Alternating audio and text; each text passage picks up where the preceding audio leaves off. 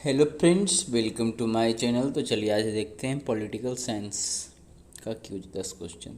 ठीक है, तो केंद्र और राज्य का संबंध से संबंधित क्वेश्चन चल रहा था। तो आज ज़्यादातर क्वेश्चन उसके अनुच्छेद से संबंधित है। ठीक है, तो आइए देखते हैं आज का पहला क्वेश्चन। तो पहला क्वेश्चन कुछ इस प्रकार का है। राज्यसभा के प्रस्ताव के आधार पर संसद किस अनुच्छेद के तहत राज्य सूची के विषय पर कानून बना सकती है? तो आंसर होगा ऑप्शन बी, अनुच्छेद 249। ठीक है, राज्यसभा के प्रस्ताव के आधार पर संसद किस अनुच्छेद के तहत राज्य सूची के विषय पर कानून बना सकती है? तो अनुच्छेद 249। अगला देखते हैं। किस अनुच्छेद में यह प्रावधान किया गया है कि जब देश में अनुच्छेद 352 के अंतर्गत राष्ट्रीय आपात की उद्घोषणा लागू हो तब संसद को राज्य सूची में शामिल विषयों पर भारत या उसके किसी भाग के लिए विधि निर्माण का अधिकार होगा? ये किस अनुच्छेद में होगा? तो ये आंसर होगा ऑप्शन सी, 250। ठीक है, चलिए अगला देखते हैं। विद्युत किस सूची का विषय है? संघ सूची, राज्य सूची, समवर्ती सूची? तो आंसर होगा ऑप्शन सी, समवर्ती सूची। चलिए अगला देखते हैं।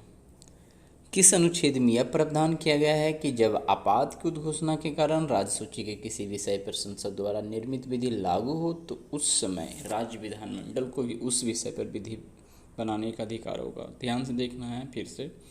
करें, किस अनुच्छेद में यह प्रावधान किया गया है कि जब आपात की उद्घोषणा के कारण राज्य सूची के किसी विषय पर संसद द्वारा निर्मित विधि लागू हो तो उस समय राज्य विधानमंडल को भी उस विषय पर विधि बनाने का अधिकार होगा? तो आंसर होगा ऑप्शन डी, अनुच्छेद 251। चलिए अगला देखते हैं। किस अनुच्छेद में कहा गया है कि यदि दो या दो से अधिक राज्यों के विधानमंडल संकल्प पारित करके संसद से अनुरोध करते हैं तो संसद राज्य सूची के किसी विषय पर कानून बना सकेगी? क्या है, किस अनुच्छेद में कहा गया है कि यदि दो या दो से अधिक राज्यों के विधानमंडल संकल्प पारित करके संसद से अनुरोध करते हैं तो संसद राज्य सूची के किसी विषय पर कानून बना सकेंगी? तो आंसर होगा ये ऑप्शन ए, अनुच्छेद 252। ठीक है, अगला देखते हैं। अंतर्राष्ट्रीय करारों को प्रभावी करने के लिए विधान किस अनुच्छेद में है? अंतर्राष्ट्रीय करारों को प्रभावी करने के लिए विधान किस अनुच्छेद में है? तो ये आंसर होगा अनुच्छेद 253, ऑप्शन बी। अगला देखते हैं।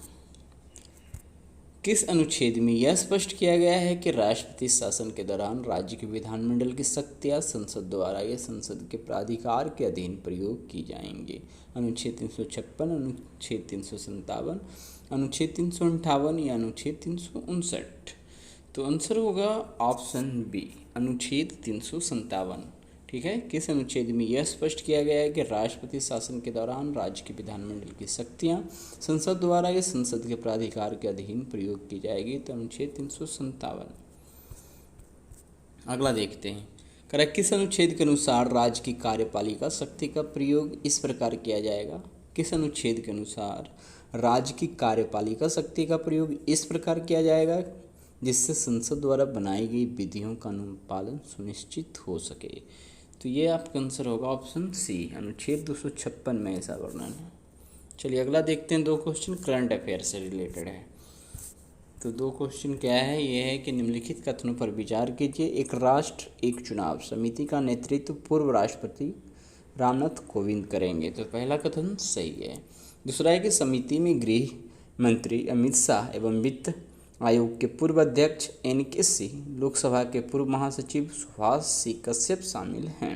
तीसरा है 2018 में न्यायमूर्ति BS चौहान की अध्यक्षता में भारतीय विधि आयोग ने एक साथ चुनाव के लिए संवैधानिक संशोधन का सुझाव दिया था। तो यहाँ ऑप्शन सी हो जाएगा। सभी तीनों कथन जो है एक राष्ट्र एक चुनाव से संबंधित सही है। ठीक है, एक क्वेश्चन और है। निम्नलिखित कथनों पर विचार कीजिए। असम सरकार ने राज्य में बहुविवाह को समाप्त करने के लिए मसौदा तैयार करने हेतु 3 सदस्यीय पैनल का गठन किया है। तो ये पहला कथन सही है और ढूंढना भी सही है। और है क्या, बहुविवाह में किसी भी महिला या पुरुष के एक ही समय में एक ही वैवाहिक साथी होते हैं। तो यहाँ पे गलती है, एक ही साथ बहुत सारे होते हैं, ठीक है ना। तो आंसर हो जाएगा केवल एक, ठीक है।